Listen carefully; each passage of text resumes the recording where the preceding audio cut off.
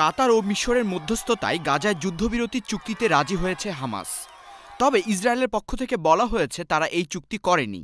এক ইসরায়েলি কর্মকর্তা বলেন, হামাস যে চুক্তিতে সম্মতি জানাচ্ছে সেটি মিশরের প্রস্তাব এবং এতে এমন কিছু আছে যা ইসরায়েল গ্রহণ করবে না। ইসরায়েলি সামরিক বাহিনী গত সোমবার হামলার হুমকি দিয়ে রাফা থেকে বাসিন্দাদের অবিলম্বে সরে যাওয়ার আহ্বান জানানোর পর গাজা থেকে সেখানে আশ্রয় নেওয়া ফিলিস্তিনিরা পূর্ব রাফা ছেড়ে যেতে শুরু করেন। গত ৭ই অক্টোবর থেকে প্রায় ৭ মাস যুদ্ধের মধ্যে অন্তত ১০ লাখের বেশি ফিলিস্তিনি রাফায় আশ্রয় নিয়েছেন। এই চুক্তি সম্পাদন হলে গাজায় ইসরায়েলি অভিযান সাময়িকভাবে বন্ধ হবে এবং বিনিময়ে জিম্মিরা মুক্তি পাবেন। কিন্তু প্রশ্ন হচ্ছে, ৩৪,৭৮৯ জন ফিলিস্তিনিকে হত্যার পর যে ইসরায়েল থামেনি, তাদের কিভাবে থামানো সম্ভব এখন?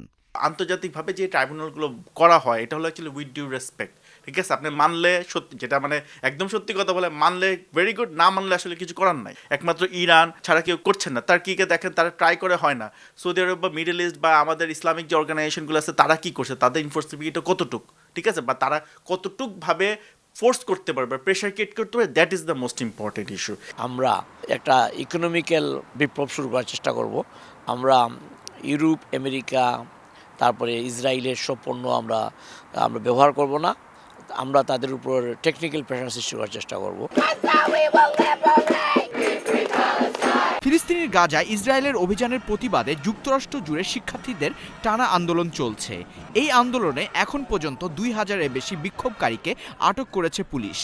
গাজায় যুদ্ধবিরতির প্রস্তাব মেনে নিতে ইসরায়েলি প্রধানমন্ত্রী বেনিয়ামিন নেতানিয়াহুর প্রতি আহ্বান জানিয়েছেন লাখো ইসরায়েলি। গত মঙ্গলবার এই দাবিতে ইসরায়েল জুড়ে বিক্ষোভ করেছেন লাখো মানুষ।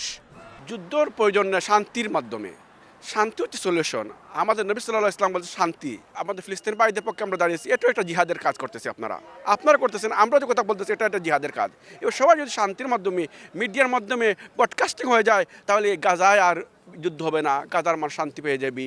আগে কিন্তু সাধারণ পাবলিকের মধ্যে ছিল, এটা কিন্তু এখন কলেজ ইউনিভার্সিটির মধ্যে চলে গেছে। আস্তে আস্তে এমন হবে প্রতিটা ফ্যামিলির মধ্যে চলে যাবে। এই সময় যে নেতৃত্ব যারা আছে ওরা কিন্তু উপলব্ধি করতে পারবে যে আসলে এখনই কিন্তু সময়ের দাবি মাত্র, এটা কিন্তু আর দাবায় রাখা যাবে না।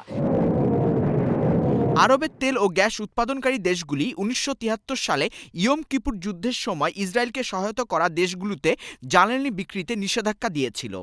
মুসলিম দেশগুলোর একতা নিয়ে প্রশ্ন তুলছেন অনেকেই। গাজায় ইসরায়েলের হামলার পর যুদ্ধে বন্ধের সবচেয়ে কার্যকর ভূমিকা পালন করেছে কাতার, আর এবার সেখানে যুক্ত হলো মিশর। মুসলিম বিশ্বকে আরও বেশি অ্যাক্টিভ হওয়া লাগবে এবং কার্যকরী পদক্ষেপ নিতে হবে। কারণ দেখেন, বিশ্ব মোড়লরা কিন্তু কোনো না কোনোভাবে মুসলিম বিশ্বের, বিশেষ করে মধ্যপ্রাচ্যের উপরে তেল বলেন, অন্যান্য টাকা পয়সার বিষয়ে বলেন, নির্ভরশীল।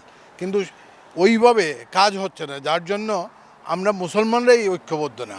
যুদ্ধবিরতি দরকার, যেটা ইসরায়েল বারবার অবজ্ঞা করে চলছে, এবং বিশ্ব জনমত আসলে এই যুদ্ধ বিগ্রহ বন্ধের পক্ষে শতভাগ। একটা ইউনাইটেড প্ল্যাটফর্ম ওয়ার্ল্ড ওয়াইড হওয়া দরকার, যাতে মুসলিম বিশ্ব অ্যাটলিস্ট ইউনাইটেড হয়ে একটা বিষয় কন্ডেম করতে পারে, একটা শক্তি হিসেবে দাঁড়াতে পারে।